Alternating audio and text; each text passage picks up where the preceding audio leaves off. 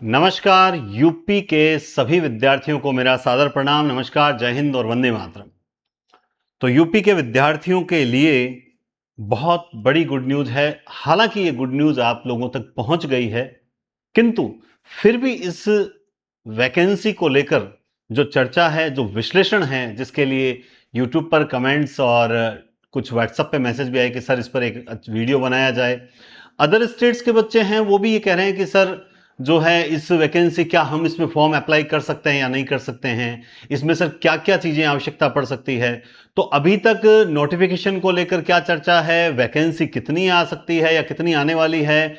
चूंकि यूपी में चुनाव भी हैं, तो चुनाव से पहले यह भर्ती प्रक्रिया पूर्ण होगी, ये सबसे बड़ी न्यूज है। तो इसका मतलब कि ये भर्ती के बारे में आप लोगों को पूर्ण जानकारी होनी चाहिए, और जानकारी में आपको कुछ ऐसे फायदे नजर आएंगे कि आप इस वीडियो को देखने के बाद तुरंत तैयारी शुरू कर देंगे। चलिए तो हम स्टार्ट करते हैं। देखिए, सबसे पहले अगर मैं बात करूं तो आप जानते हैं कि उत्तर प्रदेश में, आप सभी जानते हैं कि उत्तर प्रदेश चुनाव जो हैं, चुनाव नजदीक हैं, है ना। चुनाव नजदीक हैं 2027 में। उससे पहले एक बहुत बड़ी वैकेंसी, स्पेशल रूप से उससे पहले एक बहुत बड़ी शिक्षक भर्ती आपका इंतजार कर रही है, और यह अपने आप में बहुत बड़ी शिक्षक भर्ती है। आप सभी जानते हैं कि जो शिक्षक भर्ती है, वो शिक्षकों की जो भर्ती है, स्पेशल मैं बात कर रहा हूं सरकारी शिक्षकों की बात कर रहा हूं, वो दो तरह से होती है। एक, वो जो पूर्ण रूप से सरकारी स्कूलों में, बल्कि स्कूलें दोनों ही सरकारी हैं, ध्यान रखें, जिसको किस नाम से जाना जाता है, एलटी या जीआईसी, इस प्रकार से इनको जाना जाता है। दूसरा जो है वो है एडेड स्कूलें। एडेड स्कूल से क्या तात्पर्य हुआ?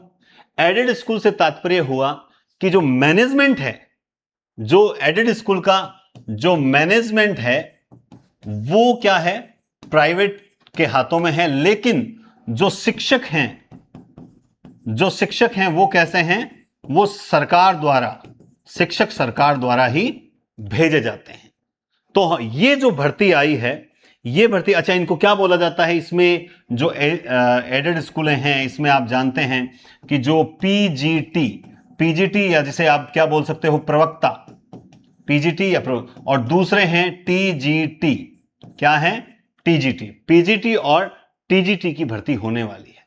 अब ये जो पीजीटी और टीजीटी की भर्ती होने वाली है, तो हम ये जो बात कर रहे हैं शिक्षक, है ना, और कौन सी, एडेड स्कूलों में। लेकिन ध्यान रखें, फिर से बोल देता हूं, ये सरकारी शिक्षक ही हैं। को किसी प्रकार से भ्रमित ना हो कि मैंने देखा था एक जगह भ्रमित किया जाता है। भ्रमित, देखो, कंपटीशन का जमाना है, जब चाहते हैं कि कंपटीशन को किस प्रकार से जो है वो कम किया जाए, तो इस प्रकार से कुछ भ्रम फैलाया जाता है। ये सिर्फ शिक्षक जो हैं। अब ये बात करें तो यहां पे जो पीजीटी और टीजीटी और ये भर्ती जो आ रही है, ये लगभग पीजीटी की जो है वो 2700 पोस्ट है। कितनी है? 2700 पोस्ट है। लेकिन उससे पहले आप टोटल वैकेंसी जानिए। टोटल वैकेंसी है 24,000 शिक्षकों की भर्ती होगी।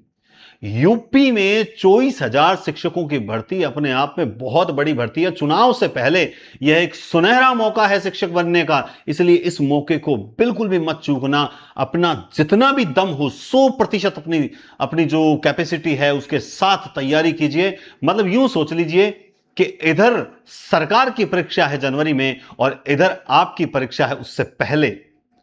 सरकार का भी भविष्य तय होना है और आपका भविष्य भी तय होना है। तो इतनी बड़ी भर्ती को बिल्कुल भी मत खोइएगा, क्योंकि ये अपने आप में बहुत बड़ी है। और लगभग 16,000, है ना, 16,000 लगभग पोस्ट जो हैं, आप जानते हैं ये हैं टीजीटी की। अब यहां पर दो चीजें बहुत ध्यान रखने लायक है, क्योंकि कई बार बच्चों को इसके बारे में नहीं पता होता है।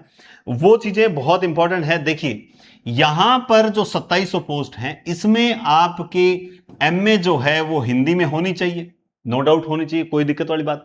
लेकिन एक चीज यहां पर और भी है, जो पिछली विज्ञप्तियों से हमने देखी है, कि बीए में आपके पास क्या होनी चाहिए, बीए में आपके पास संस्कृत होनी आवश्यक है। बीए में आपके पास संस्कृत होनी आवश्यक है।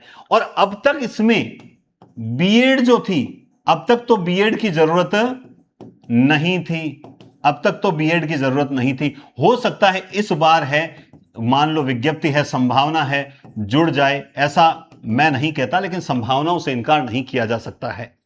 अब बात करते हैं यहां पर, ये जो टीजीटी है इसमें आपके जो बीए तो होनी चाहिए हिंदी, क्योंकि आप टीजीटी बनने जा रहे हैं, तो बीए में आपके पास क्या होनी चाहिए, हिंदी। लेकिन आपके 12th तक आपके संस्कृत पढ़ी हुई होनी चाहिए, यानी 12th में आपके पास संस्कृत का आधार होना आवश्यक है।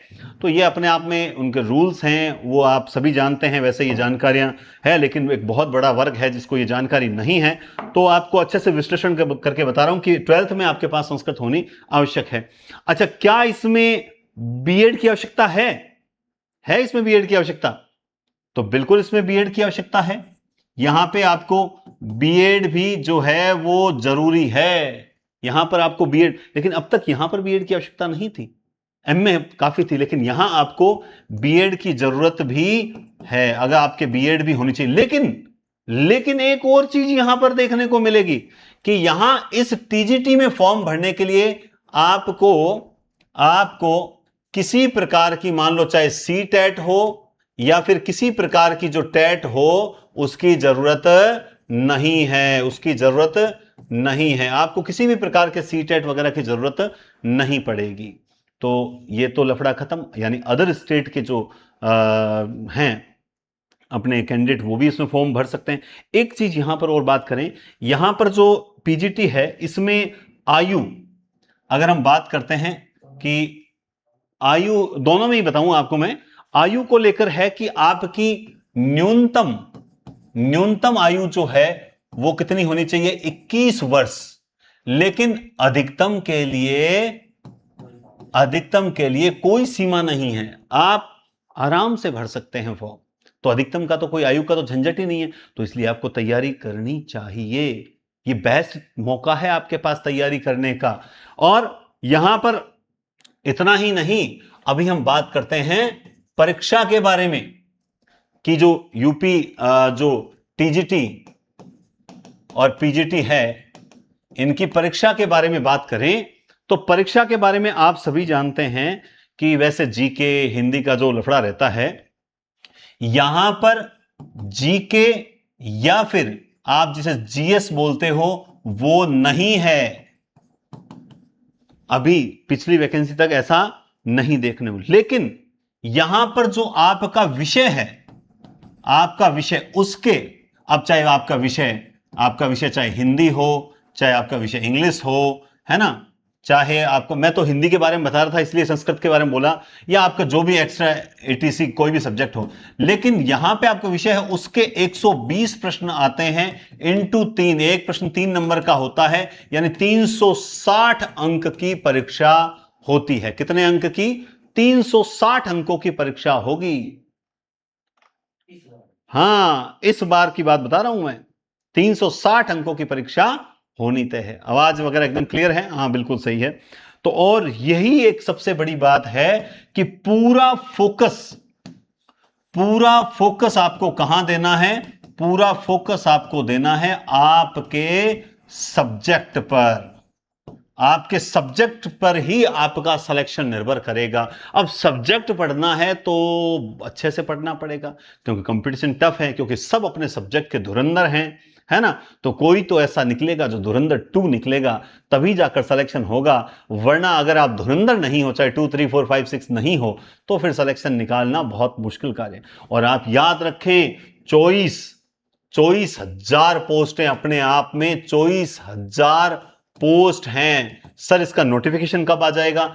आप अगर इसके नोटिफिकेशन की बात करें, इसका नोटिफिकेशन 100 है ना, नोटिफिकेशन जो है वो 100% 10 से 15 जुलाई के बीच में इसका नोटिफिकेशन आ रहा है। तो सर परीक्षा, अब आप सोच लीजिए, जनवरी 2027 में तो यूपी के चुनाव हैं, तो परीक्षा तो उससे पहले ही होनी है। तो परीक्षा का सही समय कौन सा नजर आ रहा है?